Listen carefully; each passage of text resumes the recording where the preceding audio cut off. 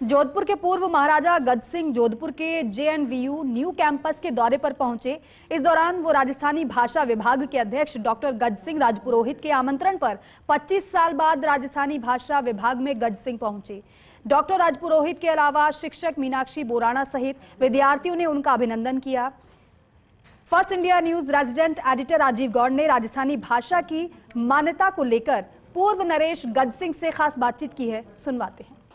25 साल के बाद में जोधपुर के जनरल निवास विश्वविद्यालय में पूर्व महाराजा गज सिंह पधारे हैं। देख सकते हैं कि जिस तरीके से कल्याण सिंह जब विभागाध्यक्ष थे तब उनका आना हुआ था, लेकिन यहाँ इस भवन में पहली बार आए हैं। समझ सकते हैं कि राजस्थानी भाषा विभाग से बड़ा अच्छा सा लगाव रहा है, क्योंकि राजस्थानी भाषा की मान्यता के लिए आप खुद धरने पर बैठे, खूब संघर्ष किया, 50 साल से संघर्ष कर रहे हैं।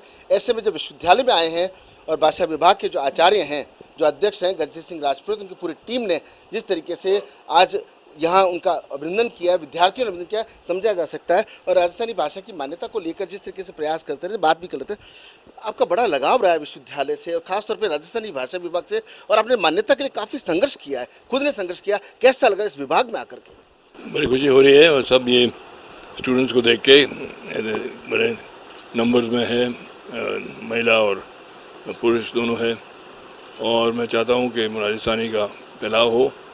और जब तक राजस्थानी की मान्यता की बात है, अभी सरकार एक गठन कर रही है कमेटी, जिसमें स्टैंडर्डाइज कर रहे हैं भाषा को, और फिर मैं समझता हूँ कि जल्दी से जल्दी एक स्टेट की सेकंड लैंग्वेज घोषित हो जाएगी। लेकिन 50 साल का वक्त, अगर के पीछे एक दशक की बात करें, 25 सांसद राजस्थान से थे, और ऐसे में आपको लगता है, क्योंकि खुद प्रधानमंत्री भाषा भी बोलते हैं, राजस्थानी में खवागनी भी करते हैं, भोजन की भी तारीफ करते हैं, और राजस्थानी साफा जोधपुर का भी पहनते हैं, आपको लगता है कि अब नया सूरज उगने वाला है जब भाषा को मान्यता मिलेगी? मुझे पूरा विश्वास है कि होना चाहिए, क्योंकि ये बहुत पुरानी डिमांड है। दुर्भाग्य है कि जब कॉन्स्टिट्यूशन लिखा जा रहा था उस वक्त पूरा गठन नहीं हुआ था राजस्थान का, इसलिए राजस्थानी भाषा रह गई। उस वक्त हो जाता, उसके बाद जो कोई टेक्निकली इश्यूज़ के साथ नहीं हुआ है। जब हमने वो धरना दिया था वहाँ पे बोट क्लब पे, बताया गया कि आपको ये आवश्यक है कि स्टेट में इसका पास होना चाहिए असेंबली में। दो शर्त थे, एक तो साहित्य अकेडमी की मान्यता हो, वो तो थी अपने पास, लेकिन स्टेट का प्रस्ताव नहीं था। वो स्टेट का प्रस्ताव फिर बाद में हो गया, और फिर भी अब छोटी छोटी बातें में हम अटक गए हैं।